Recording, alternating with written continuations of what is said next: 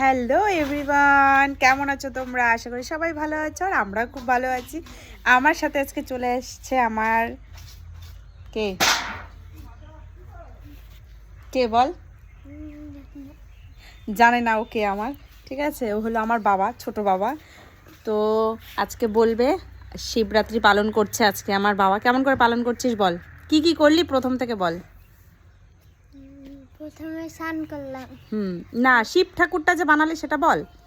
প্রথমে হুম মাটি মাখলাম, হুম তারপরে লম্বা করলাম, হুম তারপরে বসালাম, হুম তারপরে একটা গোল মাটি নিলাম হুম এরকম করে, হুম তারপরে আবার পাতালাম, তারপরে লম্বা সরু করে এরকম করে দিয়ে লেপে দিলাম, হয়ে গেল। যাই হোক, তোমাদের সাথে শেয়ার করব শিব ঠাকুরটাও যে এত সুন্দর বানিয়েছে এবং ছোট ছোট ছেলেপেলেগুলো মিলে যে শিব ঠাকুর বানিয়ে, মানে পুরো ক্রেডিটটা ওর। ও শিব ঠাকুরটা বানিয়েছে, রং করেছে, তারপর ওর বন্ধুরা মিলে সবাই মিলে ওরা পুজো করেছে আজকে। এবং এত সুন্দর ওরা, মানে এত সুন্দরভাবে ওরা পুজো করেছে সেটা বলার মতন নয়। তাই ভাবলাম তোমাদের সাথে একটু শেয়ার করি। চলো ওর শিব ঠাকুরটা দেখাই, ও কেমনভাবে শিব ঠাকুরটা বানিয়েছে এবং কতটা সুন্দর হয়েছে।